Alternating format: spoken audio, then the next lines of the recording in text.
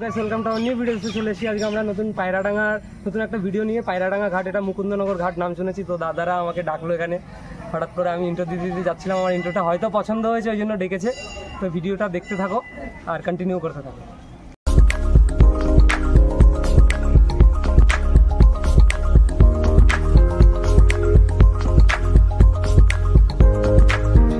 Intro দেখে তোমরা বুঝেই গেছো আমরা আজকে কোথায় যেতে চলেছি। আমরা আজকে যাচ্ছি মুকুন্দনগর ঘাটের দিকে, তিনজন একই বাইকে। চলো যাওয়া যাক।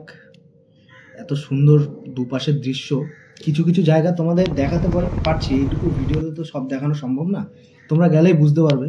পাশের দৃশ্যগুলো খুবই সুন্দর ছিল।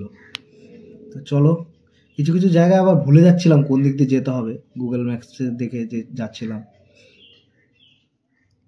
আকর্ষণীয় দৃশ্য হলো এই সানসেটটা, দেখো একদম সিনেম্যাটিক ভিউ আসছে। কিন্তু যাওয়ার সময় আমাদের খুবই অসুবিধা হয়েছিল, একদম চোখেই সূর্যের ইসেটা পড়ছিল, রোদটা পুরো চোখে পড়ছিল। তবুও তোমাদের দেখে ভালো লাগবে। চলো যাওয়া যাক, আর একটু সামনে সুন্দর সুন্দর দৃশ্য আছে। তো এইটা হলো লোকনাথ বাবার মন্দির। তো সবচেয়ে ভালো কথা হলো এই জায়গায় কোনো এন্ট্রি ফিজ নেই, সবাই যেতে পারে, অসুবিধা নেই। আর ওপর থেকে এই দৃশ্যটা তোমাদের দেখাচ্ছি, দেখলেই বুঝতে পারবে কত সুন্দর জায়গা, একবার গিয়ে দেখার মতো জায়গা। লোকনাথ বাবার সামনে আমরা একটু মনস্কামনা পূর্ণ করার জন্য একটু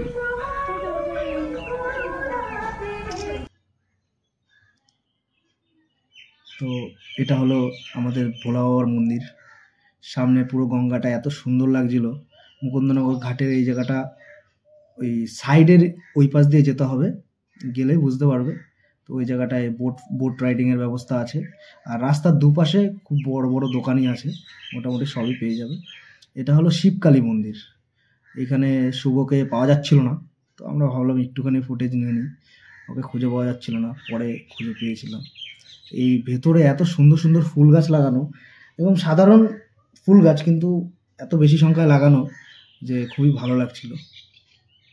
বেরিয়ে দেখি একজন কাকা আবার মহিষ নিয়ে যাচ্ছে দুটো, একদমই গ্রামের এলাকা, গরু মহিষ সব এদিক ওদিক বাঁধা।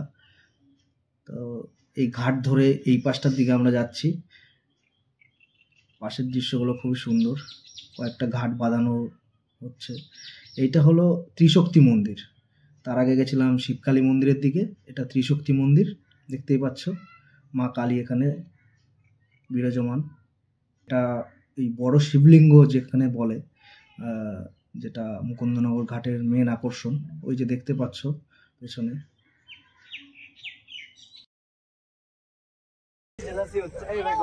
হ্যালো বন্ধুরা, আমরা আজকে চলে এসেছি চাকদা মুকুন্দনগর ত্রিশক্তি মন্দিরে রয়েছে এখন। এর আগের যেই জায়গাগুলো আমরা ঘুরে আসলাম, সেই জায়গাটা হলো মুকুন্দনগর শিবকালী মন্দির।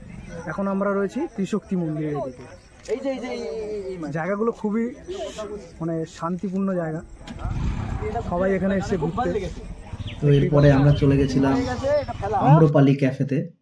ভেতরে গিয়ে মোটামুটি ভালোই খাবার দাবারের ব্যবস্থা ছিল, দেখতে পাচ্ছ। আমরা সব মেনু ঘেটে দেখছিলাম কি কি আছে, তারপরে বেরিয়ে পড়লাম। বেরোতে বেরোতে একদম সন্ধ্যা হয়ে গেছিল।